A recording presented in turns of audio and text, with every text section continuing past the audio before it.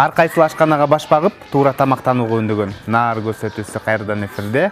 Ардактуу теле көрүүчүлөр, бүгүн дагы биз шаарыбыздагы Уникум билим берүү комплексинин алдында түзүлгөн жайкы балдардын лагериндебиз. Азыр мен сиздерге каармандарды тааныштырып өтсөм. Менин жанымда турган бул досубуздун аты ким эле? Рамзан, Каттуу айтпайсыңбы? Рамзан. Фамилияң ким? Арстан Акулов. Арстан Акулов. Канча жаштабыз? 7. Жана ошондой эле кийинки каарманыбыз дал мына ушул жайкы лагердин тарбиячысы Гүлжан Абдумомун кызы. Саламатсыңарбы? Бүгүн силер менен биргеликте мына ачык асман астында өзгөчө азыктарды, салаттарды жасайбыз деп турабыз. Ошондо эмне жасайбыз азыр? Бүгүн биз сүт менен жемден коктейль жасайбыз. Мөмө жемиштерден, жер жемиштерден салат жасайбыз. Рамзан, үйдө салат жасаганбызбы? Ооба. Ашканада эмнени кескенбиз, айтчы. Эми батырын, помидор. Азаматсың. Анда салат жасауну баштайбыз. Бул жашылча жер жемиштерден азыр бар эле витаминдүү, дүкөндөрдө, базарларда бар эле жашылча жер жемиштерден өзгөчө салат жасайт экенбиз. Эң негизгиси Рамзандын катышуусунда. Ушуну менен бүгүнкү көрсөтүүбүз өзгөчө десем болот да. Кандай кесебиз? Кесебизби?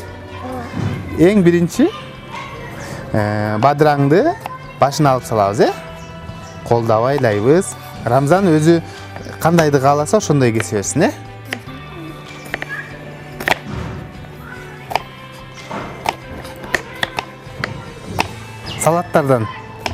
Салаттардан мага көбүрөөк ушул жашылча жемиштер менен жасалган салаттар жагат. Рамзан, айтпайсыңбы? Каттуу айтчы. Кайсы салатты жасаганды жакшы көрөсүң, же болбосо кайсы салатты жегенди жакшы көрөсүң? Мага мөмө жемиштерден жасалган салат жагат. Дагы кандай тамак жагат? Аш жагат мага. Аш. Рамзан, экөөбүз салат жасап атабыз,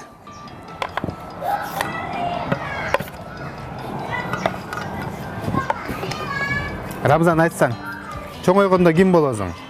Ким болууну каалайсың? Врач. Врач болууну каалайт экен, азаматсың. Азыр болсо эми помидорду кесебизби? Ооба. Помидорду дагы чоң-чоң эле турасак болот. Гүлжан, ушул жайкы лагерь боюнча айтып берсеңер, бул жерде канча бала, анан кандай эс алышат, программасы кандай? Азыр биздин биринчи потогубуз 10-нан баштап 28-не чейин болот. Ошондо эсептегенде 15 күнгө эсептелинген. Анан лагердин программасы кызыктуу, себеби мастер-класстар болот ар түрдүү. Анан бассейн бар, бассейнге түшөт балдар. Күндө английский болот, англис тилден өзүм берем. Анан мотивационный тренингдер болот. Тренерлер келип, балдар менен жолугушуп, сүйлөшүп, аларды шыктандырып кетишет. Жакшы го, Демек, жайындасы деле эс алуудан сырткары балдар кошумча билим алат десек болот экен да, англис тилин өтсө. Бул жер көбүнчө ушу билим берүү лагери болуп көрүнөт. Мугалим катары кандай ойлойсуңар? Эс алуу убагында дагы, мисалы, бир нерсени үйрөтсөк, же болбосо сабак окутсак, алардын чарчап калбайбы балдар? Жок, наоборот, бир аз аралаштырып туруш керек экен, себеби жаланган оюндарды ойнотсок анда алар дагы оюнга болгон кызыгуусу бир аз өчүп калат экен да, анан бир аз сабакка киргизип, анан кайра оюнга чыгарсаң, кайра жанданышып ойногусу келишет. Мунун дагы жакшы жактары, оң жактары бар турбайбы? Жакшы. Рамзан, кесип бүттүкпү? Ооба. Кел эми салабыз, бул жака. Азаматсың. Сен ашпозчулардай кесеткенсиң, бизден мурда кесип койсуң, Азыр мону көз бөлөбүз дагы. Кесебиз, макулбу?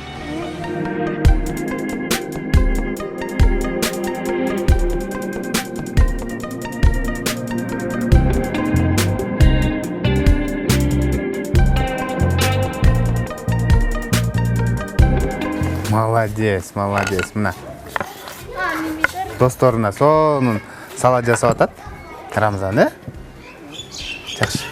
Азыр болсо эми көк чөптөрдү кесебизби? Биз Рамзанды көбүс кол менен майдалайбыз. Макулбу? Кол менен мынтип майдаласаң болот. Мынтип. Анан салаттын үстүнө кошобуз, майдалап туруп. Мугалим экенсиңер, тарбиячы дегендей. Анан ушул ашкана жаатына дагы мындай кызыгып жүрөсүңөрбү? Ушул жаатта деле кандайдыр бир чыгармачылыкты үйрөнсөм, азыр бүгүнкү күндө мода болуп баратат десем болот да. Айымдар көбүн эсе ушул кулинарияга окусам депчи. Ооба, мен да азыркы учурда тортторду кулинарияга көбүрөөк кызыгып атам. Тортторду, кекстерди жасаганды үйрөнгөнгө алатам. Эми буюрса жакында үйрөнөм деген ниеттемин. Жакшы, кондитер болгуңар келет экенде. Жакшы, өзүңөрдүн кызыкчылыгыңар үчүн жасап үйрөнөйүн дегенсиң да. Мына ушул уникум мектеп жөнүндө деле айтып берсеңер да. Негизинен ар бир ушундай мектептер бир нерсеге өзгөчө басым жасайт да. Силерде кандай? Мисалы, кээ бирлер англис тилинде окутабыз дейт. Кээ бирлер мисалы орус тилинде болот. Же өзүбүздүн эле мамлекеттик кыргыз тилинде да болот да. Биздин мектеп өзү орус тилиндеги мектеп. Кошумча ушул көбүнчө англискийде басым жасап өтөбүз. Күндө англиский болот. 5 күн окуса 5 күн тең англиский болот. Анан көбүнчө дагы булардын көбүрөөк окуган сабактар ментальный арифметика. Менталдык арифметика экен, Менталдык арифметика менен дагы башка өлкөлөргө чыгып келгенге шарттар түзүлүп атат азыр. Рамзан аябай сонун кесет экен. Өзүңүздөр деле байкасаңыздар керек, урматтуу көрүүчүлөр. Карасаңыздар. Бул келечекте врач эмес, ашпозчу болсо да болот экен, Ашканада жумуш кылган жакшы көрөсүзбү? Ооба. Ой, азаматсың. Мына сага.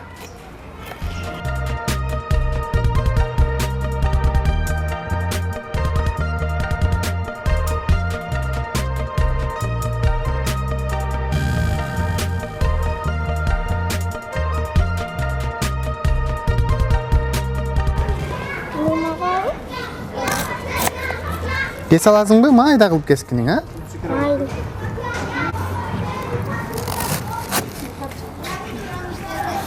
Кызыл качан капустасын да кошобуз салатка.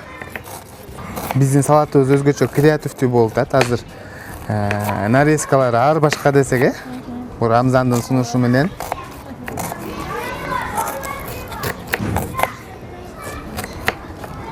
Кесе алат бекенбиз?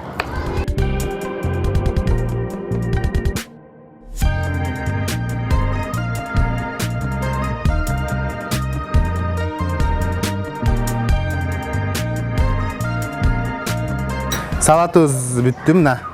Рамзан өзү эле бүтүрүп салды, Азыр болсо суу май, же болбосо өсүмдүк майынан бир аз кошобуз дагы. Туз кошобуз, Тузду гана Рамзан өзүң кошчу. Көбүрөөк кошкуну, көбүрөөк, Doldu. Бир аз кошобуз. Эми эжекең менен аралаштырып, Аралаштырып бир четке жылдырып койсок, маринадты алып сонун болуп калат да. Астынан монтип эжекең окшо аралаштырчы гана. Молодец. Азамат жигит турбайбы, Жакшы жерден чекен ар.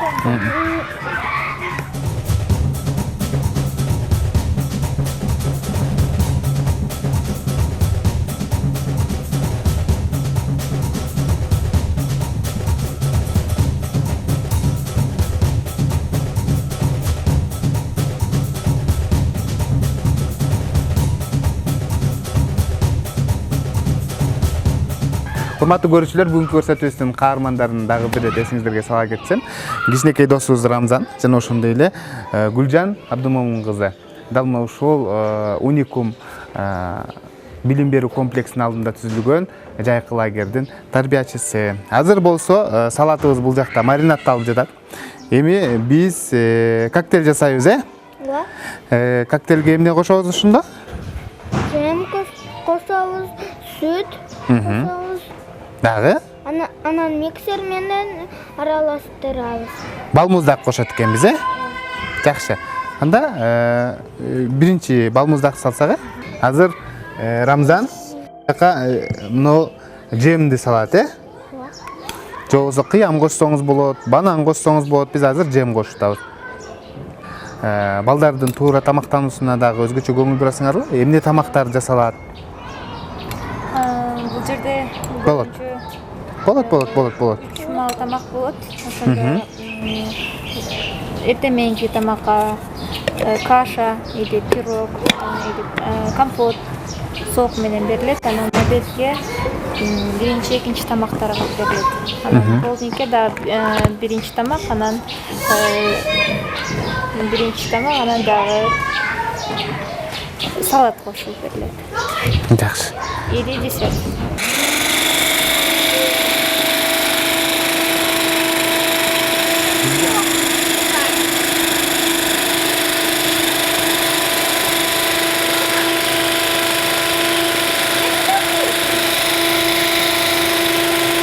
Болду, Кана көрөлчү. Азыр эми мунун үстүнө сүт кошобуз да, Сүт кошобузбу? Апаң ушундай жасап береби үйдө? Олар эми жасап берген өткөн жылда. Өткөн жылы жасап берген, Кулпунайдан. Кулпунайдан жасап берген экен,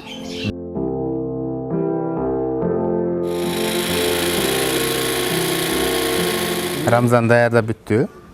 Мына өзгөчө коктейль болду окшойт, Рамзан? Өзгөчө болдубу? Ооба. Аз татып көрөбүз, Татып көрүп, досторго да беребиз, Кандай болду экен?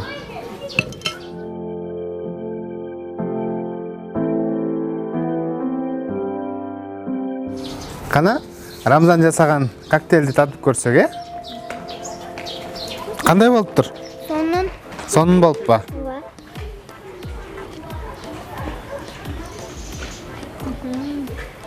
Сонун болуптур, Жактыбы?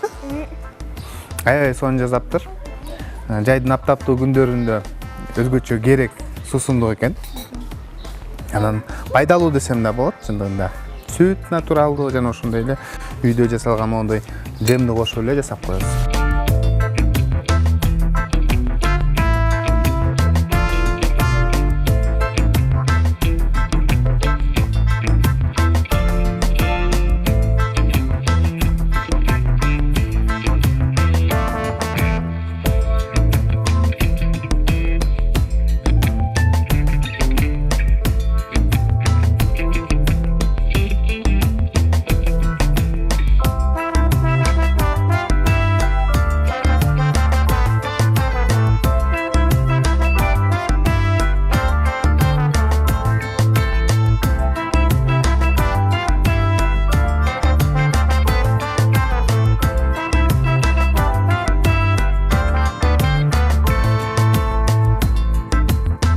Мына биз өзүңүздөр көргөндөй азыр салатты дагы салып алдык бул жерге.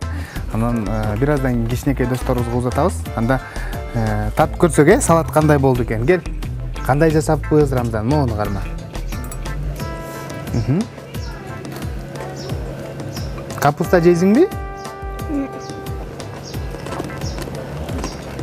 Өзгөчө.